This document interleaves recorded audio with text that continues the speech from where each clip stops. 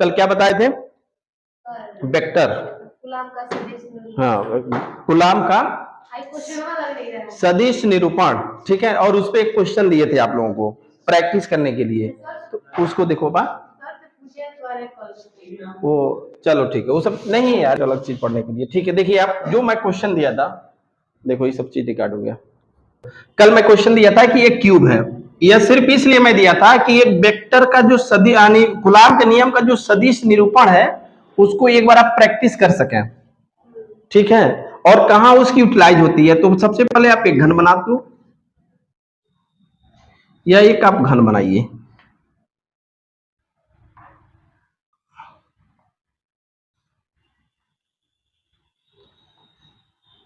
ये आपका हो गया घन, ठीक है।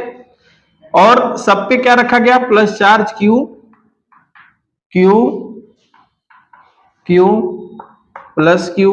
ये कुछ भी रखा जा सकता है, कोई जरूरी नहीं है कि क्यू क्यू ही हो, ठीक है। कुछ वैल्यू इसका नंबर में भी हो सकता है, बस हम एक प्रैक्टिस आपको करा रहा हूं, ठीक है। और इसकी साइड कितनी है? 1 मीटर। इसका नॉमिनेट कर दो 1 2 3 4 5 6 7 और 8। कितने कॉर्नर है? एक घन में कितने कॉर्नर होते हैं? 8। क्योंकि अभी गॉस थ्योरम जब पढ़ोगे तो इसमें आपको जानना पड़ेगा कि ये क्यूब में कितने सरफेस होते हैं, कितने कॉर्नर होते हैं, कितने ये जो इज के हैं ये होते हैं। तो ये सब सारा चीजें वहां जानना पड़ेगा, और उसके अकॉर्डिंग आप वैद्युत फ्लक्स ज्ञात करते हैं। तो इसमें सिर्फ आप ये जानिए कि ये 8 कॉर्नर हो गया। कितने कॉर्नर हो गए? 8 कॉर्नर। एक घन में 8 कॉर्नर होते ही हैं। जैसे रूम है, रूम तुम्हारा एक घन के ही तरह है, इसमें देखो कितने कॉर्नर है? 8 कॉर्नर है। तो इस तरह से इसमें हम क्वेश्चन में कहना है कि सभी कॉर्नर पे तुम्हारा क्यू क्यू रखा हुआ है, और 6 पर यानी 6 कॉर्नर पर, 6 कोने पर, 6 नंबर कोने पर। छठवें लिख लो, सबसे बढ़िया छठवें, हाँ छठवें कोने पर रखे आवेश, आवेश पर लगने वाले परिणामी बल का मान ज्ञात कीजिए, का मान ज्ञात कीजिए।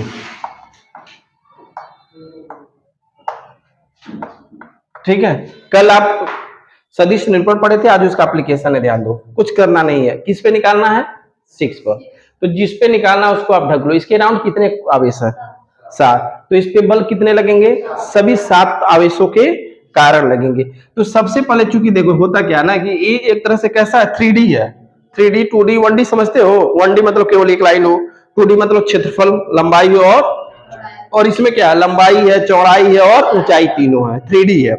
तो अब यहाँ पे अगर इस पे किसी एक चार्ज की अगर इसकी वजह से निकाल रहे हो, तो यहां से यहां तक की दूरी आपको पता होना चाहिए। क्योंकि आप जनरली फार्मूला क्या पढ़े हो, अगर समान फार्मूला पढ़ा जाए तो आप पढ़े हो F = 1/4 pi epsilon naught Q1 Q2/r², ये आप पढ़े हो। तो बीच का हमको क्या चाहिए?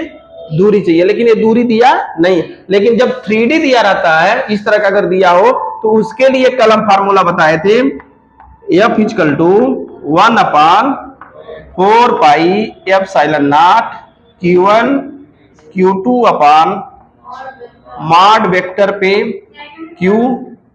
आ जाओ।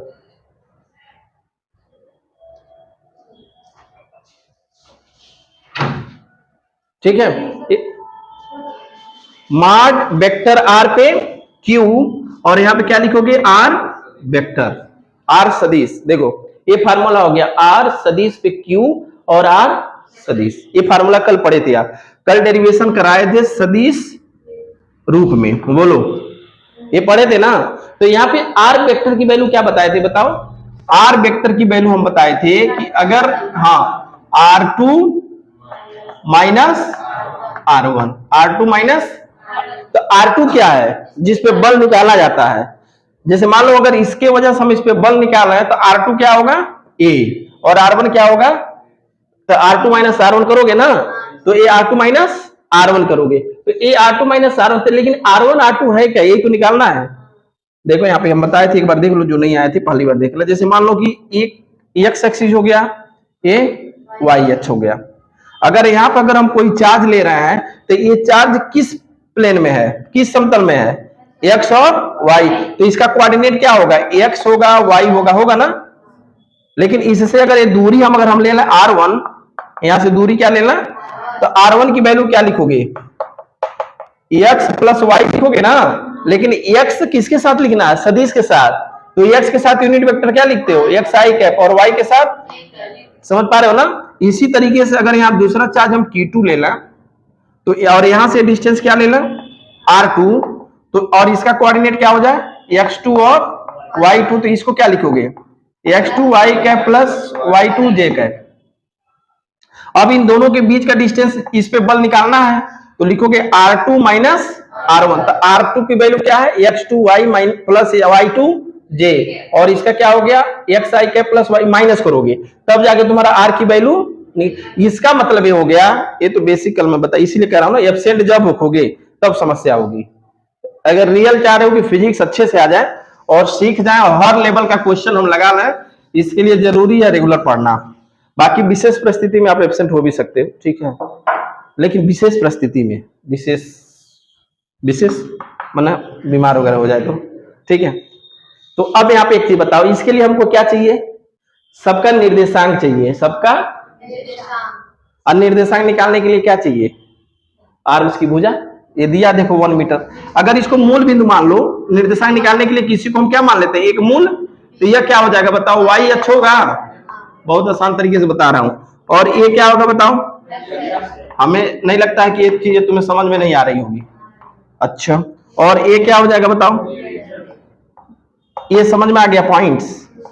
तो अगर जब ये मूल बिंदु है तो इसका निर्देशांक क्या होगा, 0 0 और 0। बोलो, अरे मूल बिंदु मतलब 0 0 0। अगर आप इस लाइन को लो और यहां पर इसका निर्देशांक निकालो, तो यह सिर्फ एक्स अक्ष में है, ये लाइन कहां है, एक्स अक्ष में। तो और लंबाई कितनी है इसकी, 1। तो एक्स मतलब 1 हो गया, वाई मतलब 0, और जेड भी, क्यों, क्योंकि केवल एक्स अक्ष में, देखो है ना। अच्छा, इसी तरीके से अगर वाई अक्ष में जा रहे हो तो इसकी भी साइड कितनी, चूंकि देखो पूरा साइड 1 है, तो 1 मीटर ए बी है, 1 मीटर ए बी, सब 1 मीटर ही होगा, तभी वो क्यूब बना है। सबकी भुजा क्या होती है, 1 मीटर समान है, समान होगी। तो अगर ये वाई अक्ष है, क्या है, वाई अक्ष, तो इसका कोऑर्डिनेट जब निकालोगे तो केवल वाई अक्ष में देखो जा रहा है। तो वाई क्या हो जाएगा, एक्स तो 0 हो गया, और 1 और 0। नहीं समझ पाए, अच्छा ठीक है, ये समझ गए। अच्छा, इस पे आओ, अब इस वाले पे। तो यह पॉइंट देखो किसमें है, वाई और एक्स के प्लेन में है, ऐसे समझो। अगर यहां हम लिख दें क्या हो गया, एक्स और वाई में है, एक्स और वाई में है। तो एक्स से कितना दूरी चला, 1, और वाई कितना चला, 1, और जेड क्या है, 0, क्योंकि जेड है या नहीं है, 1 1 0 हो गया। अच्छा,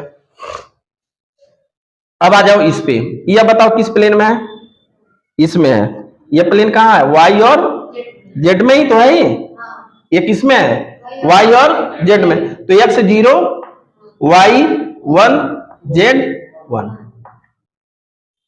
यह बताओ किस में है, सिर्फ जेड में है, ये किस में है, तो क्या लिखोगे, 0 0 और जेड आपका 1 हो जाएगा, ठीक। अच्छा, और क्या बचा, ए। ये बताओ किस में है, एक्स और जेड, एक्स और, तो 1 0 1। अब यह बताओ किस में है, यही एक पॉइंट ऐसा है जो तीनों में है। देखो, ए एक्स भी हुआ, वाई भी हुआ, और जेड भी हुआ, ऐसे है। ये तीनों, यही एक पॉइंट है जो तीनों पर है, इसलिए इसका कोऑर्डिनेट क्या हो गया, 1 1 और 1। निर्देशांक निकालने में किसी को संदेह हो, डाउट हो तो पूछ ले, क्योंकि यही मस्ट है। ये निकालने आ गया तो 3D का सवाल लगा लोगे आसानी से। और ये क्वेश्चन आपके आए हुए हैं नीट वगैरह में भी, बहुत टफ नहीं है, क्योंकि आपको मतलब टफ इसलिए लग रहा होगा क्योंकि थोड़ा सा ये सब चीजों से भी फेस नहीं हुए हो, जबकि ये क्लास 11th की चीजें हैं। किसका, 11th का। इसीलिए फिर कह रहा हूँ, जो भी तुम्हारे घर छोटे बच्चे हो, मतलब छोटे भाई बहन होंगे, उनको कहना है कि 11 मन से पढ़ेंगे, फिर 12 में वो इतिहास रचेंगे पक्का। आप लोग की तरह ना पढ़े 11, तुम लोग भी नहीं। अभी भी देखो, हम बता दें तुम्हारे पास अभी भी पर्याप्त समय है। हम बता दें तुमको, अगर अच्छे से पढ़ रहे हो कंटिन्यू, तो कोचिंग में हम कितना भी डिटेल पढ़ाएं तो भी नवंबर तक जाते जाते सिलेबस पूरा। दिसंबर और जनवरी 2 महीने में अच्छे से आप रिवीजन अच्छे से कर लोगे, फरवरी में तुम्हारा पेपर हो जाएगा। उसके बाद तुम्हारे पास मार्च, अप्रैल और मई 3 महीना तुम्हारे पास बचेगा। नीट का फॉर्म अभी भरा जा रहा है, जून में एग्जाम होगा या जुलाई में होगा या अगस्त में, अगस्त के पहले तक एग्जाम होता है। तो तुम्हारे पास अगर सेकेंड ईयर अच्छे से तैयार कर लिए तो मार्च, अप्रैल, मई, जून 4 महीना अच्छे से सेकेंड ईयर को रिवीजन करते हुए फर्स्ट ईयर को फोकस कर सकते हो। क्योंकि सेकेंड ईयर में इतना माइंड डेवलप हो जाएगा ना कि फर्स्ट ईयर वाला तुम 2 ही महीना में कंप्लीट कर लोगे। मतलब इच्छा शक्ति होनी चाहिए करने का। तो फर्स्ट ईयर चलो कोई बात नहीं, लेकिन जो बचा है उसमें आप बेहतर करो ताकि आगे वाली चीजें और बेहतर हो जाए। तो फर्स्ट ईयर के लिए टाइम तुमको मिल जाएगा मेरे अनुसार अगर चलोगे तो, मैं बता दूं। और ऐसे रिजल्ट बच्चों ने दिया है सामने। तो अब इस पे फोर्स निकालने, एक कोऑर्डिनेट निकालने बताओ यार किसी को, फिर एक बार कोई संदेह निकाल लोगे? कैसे निकाला गया है? ये साइड अगर 2 हो तब यहाँ पे क्या लिखोगे? 2 0 0, जहां 1 है वो 2, यानी चूंकि साइड सबका सेम होता है ना क्यूब में, सब 1 1 है। ठीक है, इसमें हमको नहीं लगता किसी को कोई संदेह। अब इस पे किस पे बल निकालना है? 6 पे। या 6 पे किसकी वजह से निकालो? 1 की वजह से। इसको क्या बोलोगे? फोर्स बल लग रहा है किस पे? 6 पर। किसकी वजह से? 1 की वजह से। अच्छा, ये आप निकालो। फिर आप निकालियो किस पे? 6 पर किसकी वजह से लगेगा? 2 की वजह से, क्योंकि 6 पे 2 की वजह से भी लगेगा। फिर 3 की वजह से लगेगा, फिर 4 की वजह से लगेगा, फिर 1 2 3 4 5 6 और एक और लगेगा आपका। चलो यहां लिख देता हूं, F6 7 और F6 8। बोलो लगेगा कि नहीं? अरे भाई इस पे 7 बल लगेंगे ना, 1 की वजह से लगेगा, 2 की वजह से लगेगा, 3 की वजह से लगेगा और 4 की वजह से लगेगा, फिर 5 की वजह से लगेगा, फिर 7 की वजह से लगेगा, फिर इन सबका अलग अलग हम निकाल लें, फिर सबको जोड़ दें बस। तो अब कैसे निकालोगे? अब देखो यहाँ पे 1 की वजह से 6 पर, तो इनके बीच का डिस्टेंस अगर निकालो तो इसका कोऑर्डिनेट क्या लिखोगे? 0i plus 0j plus 0k, तो 0 0 0 हो गया। अच्छा, इसको क्या लिखोगे?1 i तो i हो गया, 1j मतलब j ही हो गया, और 1k मतलब k ही हो गया। अगर 2 रहता क्या लिखते? 2i plus 2j plus 2k। ठीक है, हम सबको ऐड कर देते हैं किसी पॉइंट पे जब होता है। अगर माइनस होता है, मान लो यहाँ पर लिख देते 2 माइनस 2 और 2, तब क्या लिखते? 2i cap minus 2j cap plus 2k cap. ठीक है, एक कोऑर्डिनेट का लिखा जाता है इसे। तो अगर इसका लिखोगे 0 0 और ये हो गया 1 1, इस पे निकालना है तो ये R2 हो गया और ये R1 हो गया। तो इस पे जब आप इसके अनुसार जब फार्मूला जो लिखा गया क्या लिखोगे बताओ? F इक्वल टू, इसके जगह के लिख देते हैं, 1/4 पाई एप्सिलॉन नॉट की जगह के। Q1 Q2 मतलब Q और Q स्क्वायर हो गया। एक का बता दे रहा हूं, बाकी सब डायरेक्ट लिख देंगे, अपान R मतलब इसके बीच का दूरी, डिस्टेंस। तो दूरी मतलब R2 में से R1 को, तो R2 क्या है? I plus J plus K cap minus 0i cap plus 0j plus 0k, ये सब माइनस हो जाएंगे। तो 0 का मतलब 0 ही होता, कोई मतलब होता नहीं, तो यही बचा ना। तो यहाँ पे क्या लिखोगे? माड लिखेंगे उसका। ठीक है, रुको यहाँ पे पहले ए आर वेक्टर की वैल्यू लिख देता हूं। आर वेक्टर का मतलब आई कैप प्लस जे कैप प्लस के कैप, ये आर का मतलब यही है, R2 वेक्टर माइनस, ठीक है, अपान। अब इसका माड लिखते हैं, क्या लिखते हैं? परिमाण, माड कैसे निकालते हो?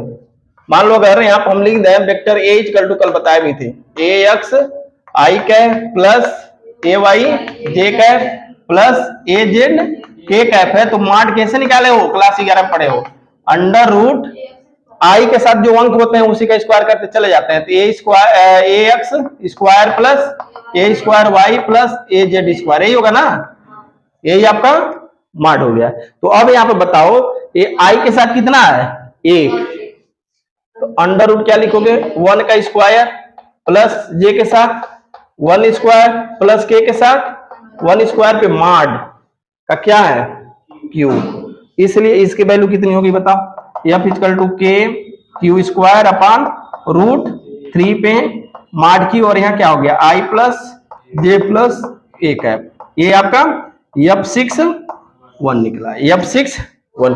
तो यहाँ हम लिख देते हैं के क्यू स्क्वायर आई कैप प्लस जे कैप प्लस के कैप अपॉन रूट 3 का होल क्यूब।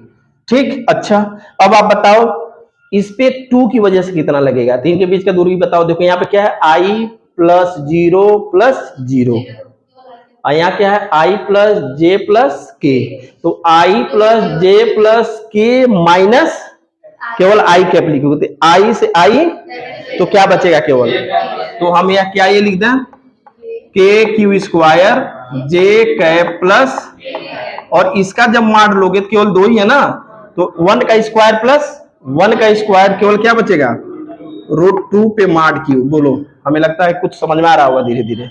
ठीक, अच्छा अब 6 पर किसकी वजह से निकालो 3 की वजह से, तो इसका देखो वह आई प्लस जे प्लस के है, और इसका क्या है आई प्लस जे प्लस 0 है, तो यहाँ क्या बचा केवल आई प्लस जे बचा, तो आई और जे बचा क्या केवल के बचेगा ना, तो इसको हम क्या लिख दें के क्यू स्क्वायर के कैप अपान माड यानी 1 ही है, तो अंडर रूट 1 का क्यू यानी केवल 1 का क्यू हो जाएगा, कोई बात नहीं। ठीक है, ये हो गया। अच्छा 6 4 बताओ क्या होगा, 4 कहाँ है 4 यहाँ है, तो यहाँ पे क्या लिखोगे 0 प्लस केवल जे बचेगा प्लस जे, और यहाँ क्या आई जे और जे से जे तो बचेगा क्या आई प्लस के, बाकी चार्ज वही है के क्यू स्क्वायर आई कैप प्लस के कैप, और यहाँ क्या बच गया रूट 2 का माड क्यू। बोलो रूट 2 कैसे हुआ, क्योंकि 1 का स्क्वायर प्लस 1 का स्क्वायर।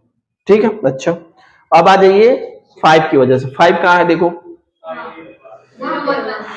5 यहाँ है 0 1 1 यानी 0 आई है जे प्लस के, तो और जे और के कैंसिल हो जाए क्या बचेगा आई कैप, तो क्या लिखोगे के क्यू स्क्वायर आई कैप अपान 1 चलो अंडर रूट 1 का क्यूब।